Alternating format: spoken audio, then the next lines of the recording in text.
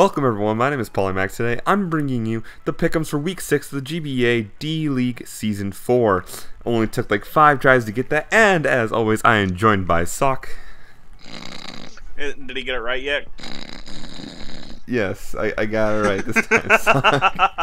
that took well, what's going on? That took like 5 takes. What's going on, everyone? ItzSawk. You're back with another week for the pick'em crew. Yes, and hopefully the rest of this recording will go much smoother than that intro attempts did. You guys didn't hear it, but we heard it way too many times. Anyway, with that being said, let's take a look at how Week 5 went and recap. And a better week than most weeks, the way things have been going. Most of us had better records. Sock, you didn't really have... I guess your 3-3 is good for you, the way you've been doing this season.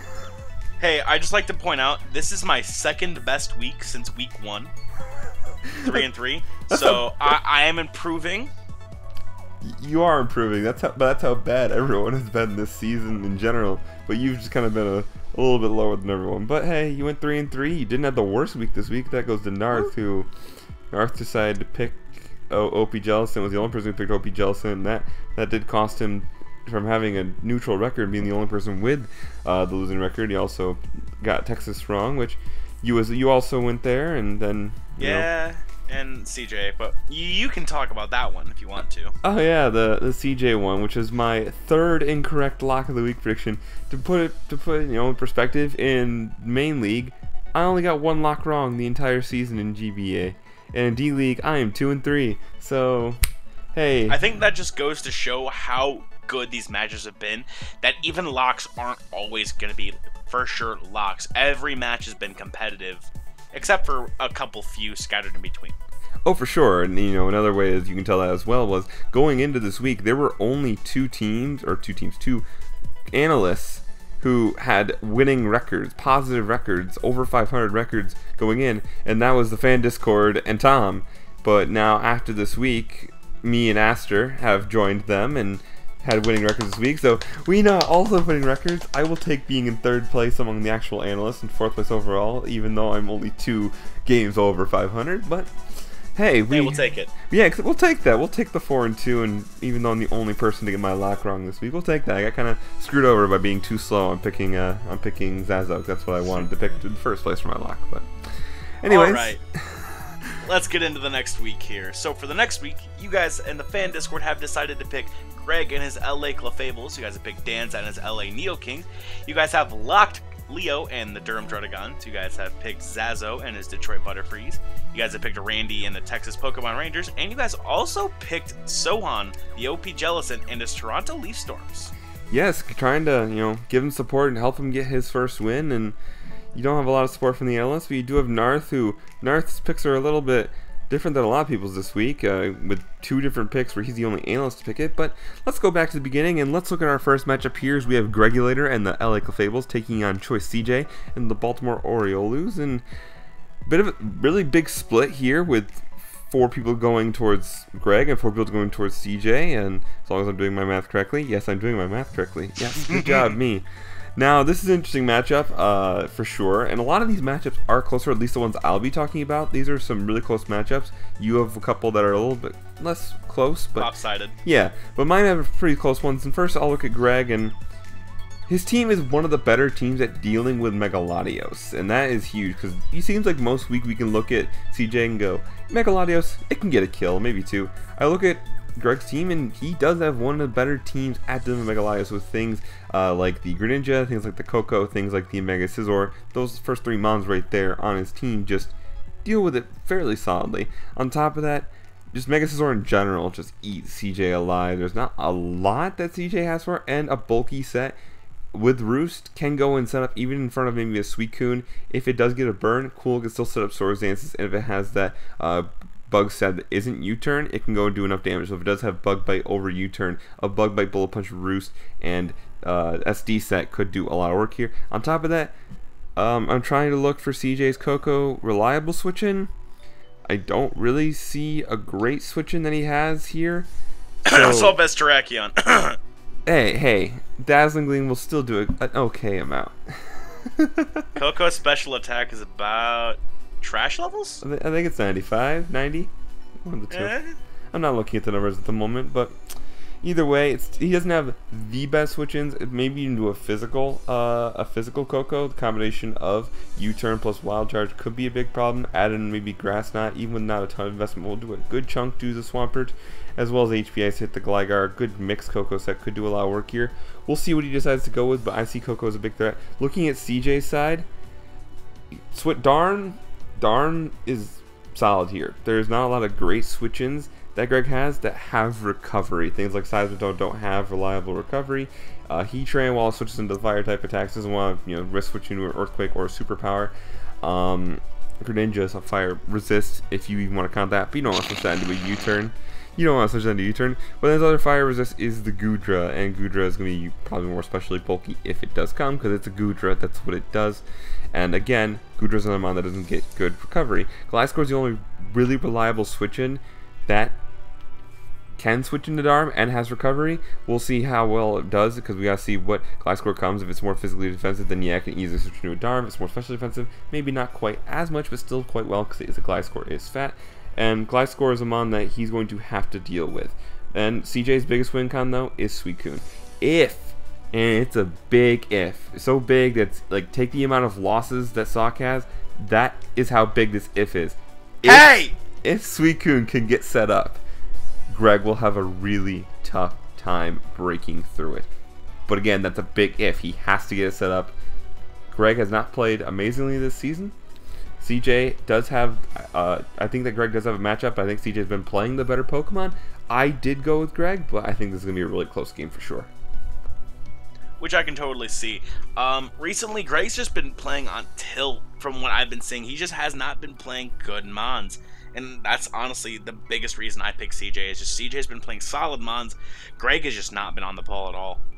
Oh, for sure. It's a tough matchup just because, again, the matchup is pretty solid. It's just a matter of who plays better. And again, Greg has not been playing his best mons, and we'll see if he finally turns that around or if CJ picks up a big win. I've been picking CJ a lot lately, and he's been letting me down. So I went with Greg. We'll see what happens.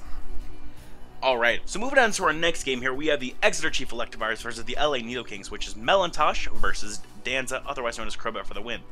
So, Melon. The combination of Voiding Washing Machine and Cobalion is a great stop to Mega Gallade, Weavile, and Jolteon. Tornadus Therian is something to be careful of, as it does dent your team.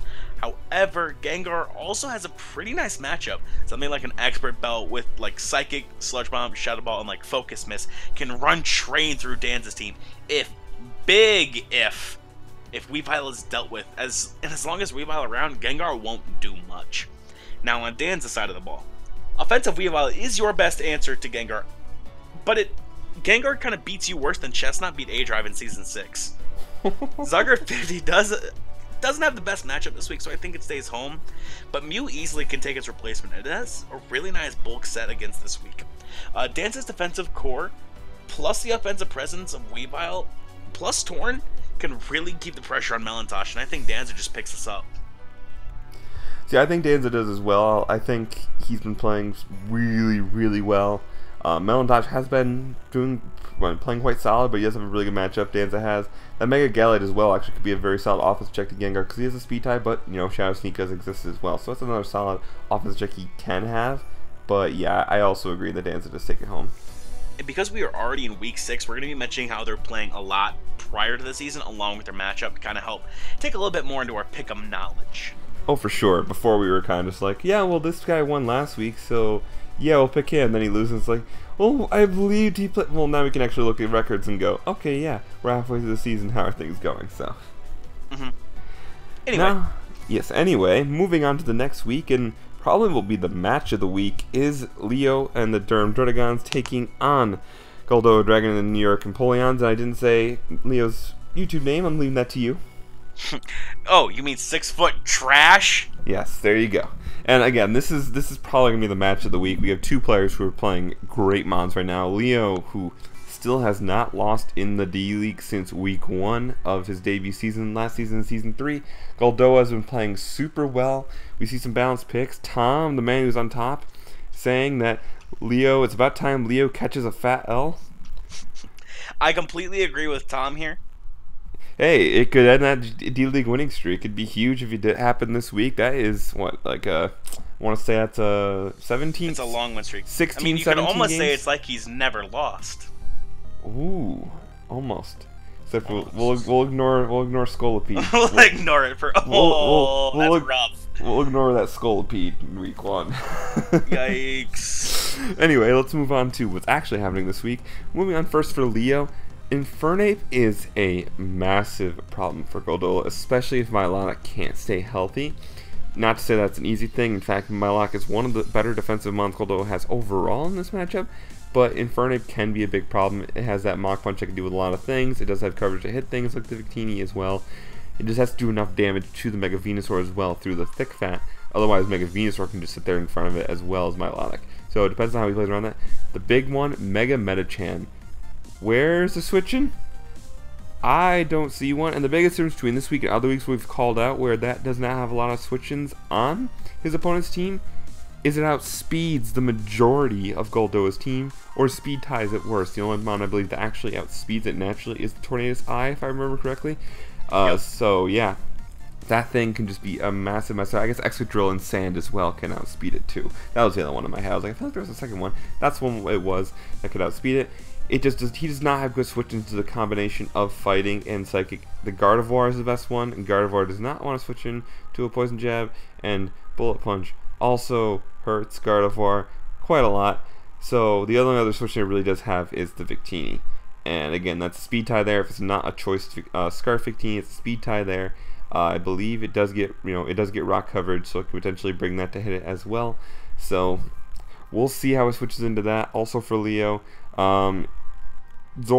Zoroark is a mon that he has played phenomenally this season. I have loved how Leo's used Zoroark. It's honestly, I think of all the mons people have used this season, Leo Zoroark has been one of the best played mons of any battler in the entire league so far this season. It has another solid matchup here. We'll see how well he plays that. That could honestly be the difference in the game. And on top of that, what Miltank does he bring? Because Miltank seems super important here, but what type of set does he bring? Because dealing with Victini is always hard to do.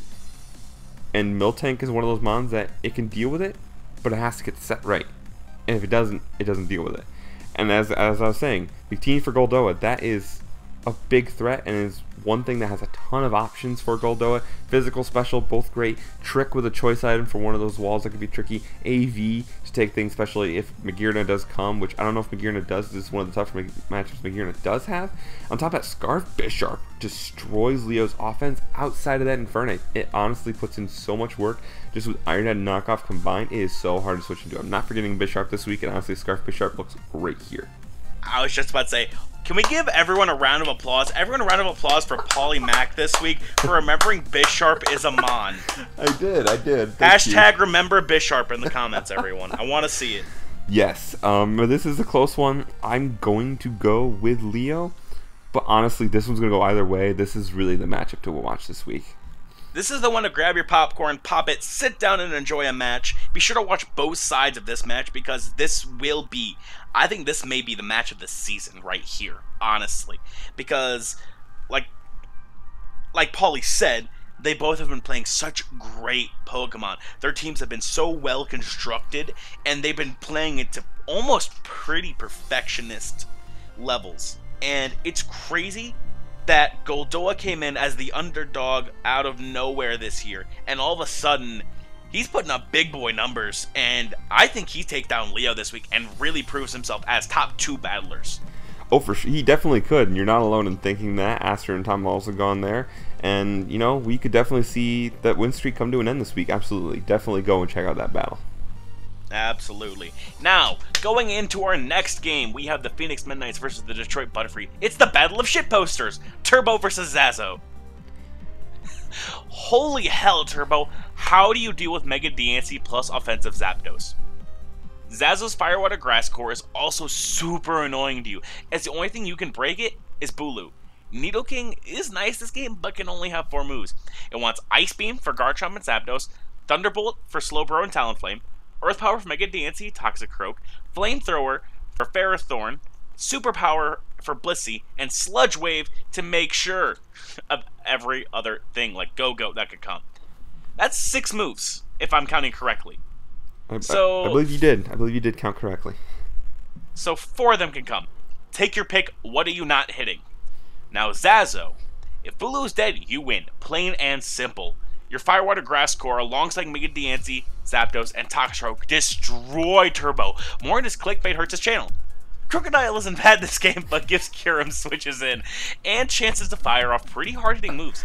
Heracross is decent this week, but it does give Azumarill a chance to come on in. But overall, you can just rely on your Firewater Grass and pivot into Mega Diancie and Zapdos, and just start taking out everything once Bulu's dead. And I think he just outlasts Turbo this week. That's why I've locked Zazo. I have also locked Zazo this week, mainly because I do think he has the matchup here, absolutely. I do think if Turbo has any chance here, I think Emboar is going to be massive, and he has played his Emboar well. If you can go and get Slowbro a little bit worn down so it can't consistently switch into Wild Charge, obviously Regenerate is a thing. But if you can keep it down low, maybe get some hazards up to maybe weaken it a little bit with the very little hazards he has on his team. I guess he has a lot of Rock Setters and he has T-Spikes, but yeah, I just don't see what he really can do to break that team. That team for Zazo is just brutal for his to try to break, and it has been for a lot of people this year. It's been hard, or this season, it's been hard for him to break, so I lock Zazo as well, and I think he takes this one pretty handily. On top of that, Turbo's just bad, so. Hey, I second this remark. Anyways, moving on to our fifth matchup for the week, we have the Texas Pokemon Rangers, coached by Randy, taking on the Calgary Flame Wheels, coached by Deebs. This one is another one I think is really, I think it's a pretty even matchup. Most people going with Randy here, but I think is a fairly even matchup overall. First of all, Megalop and Mamoswine, those two together, they put Deebs in the toaster, set the heat to the maximum level, burn him to a crisp, don't even put jam on him, they just eat him just like that. That's how much they destroy his team. There's so little that Deebs has to just take on that duo. They're a huge threat.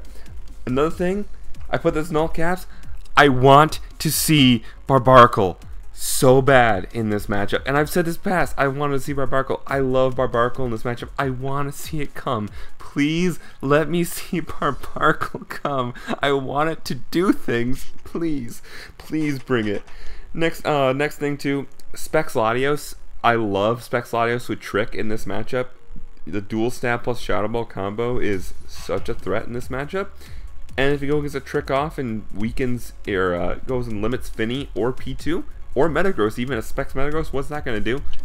That's huge for him. And I think a Specs Trick Latios is absolutely massive this week for Randy. Now going on to Deebs, Zardax is the win con for Deebs here. It is so good in this matchup. He has played well with his Zardax this season, and I can see him doing it again. It's going to be very difficult for it to be taken down, especially if it does get a DD up. Nihilego is also, or Nihilego, however you pronounce it, is Super Spook. It's a big threat as well. And another Mon, I already mentioned this, Metagross. Metagross is super important with dealing with a lot of Randy's threats, with that priority Bullet Punch especially. It can be a big problem, but it's also super important. We're to the point where if it goes down, that's going to be very difficult for Deebs to crawl back into the game. And as I mentioned, if that gets tricked a Specs, that could be lights out for Deebs right there. That could really be a killing blow for him because Metagross is super important here. So we'll see how this one goes. I did go with Randy, as did most people, but I think this is a very even matchup and should be a good game. I'm still stuck on that jam comment. What heathens doesn't even use peanut butter? I'm sorry, he didn't even. They don't even use that. That's how tough they are. No peanut butter, dude. What kind of heathen is he? Anyway, going into our last matchup of the week, we have the Calgary Flames, coached by Aaron on 2420, and the OP Jellicent of the Toronto Leaf Storms is facing him. Now, Aaron, I say this literally every single week. Volcanion comes in and punches a hole. Clefable's beautiful this game to help check, set up Manaphy, Mega Pinsir, and Xurkitree, and Bronzos also a really nice counter to Latias and can be beneficial to support on Crobat plus Lando. Also, Sohan's Electric Assist are all dead, DED dead, to HP Ice from a very strong Thundurus. Now, Sohan, Mega Pinsir can absolutely decimate Aaron if Clefable plus Bronzong goes down. Manaphy is also a nice breaker, but it does give Clefable free entry into the field. Also, Aaron's electric resists are plentiful, so I see no chance of a Xurkitree doing anything this week. Florges is a nice bring as it does help check Hydreigon and Volcanion if not locked into a poison type move. aka also known as the GBA Fan Discord fanbase. I mean, what? So this week, I'm going to pick Aaron.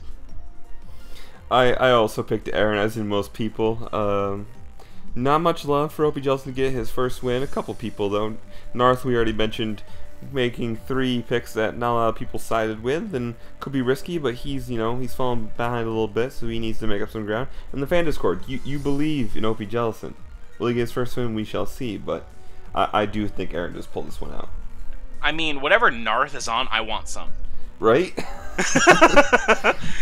Look at that. I'm surprised he didn't pick Turbo. I guess even the drugs can't make you pick Turbo. Either way, I think that does it for us this week, guys. If you guys want to join the fan Discord and be a part of the voice down below, picking every week, be sure to join the fan Discord in the link down below. Tell us your favorite team, and every week I will @ the D-League roles, whoever wants to be a part of that, and you guys can pick them every week. And on top of this, leave a comment down below with your picks for this week, how you've done so far throughout the season if you don't agree with the fan Discord. And make sure to subscribe to watch all the analyst videos throughout the week, power rankings and all that stuff. But with that being said, I think we're going to get on out of here, so thanks for stopping by. Bye-bye. Peace out.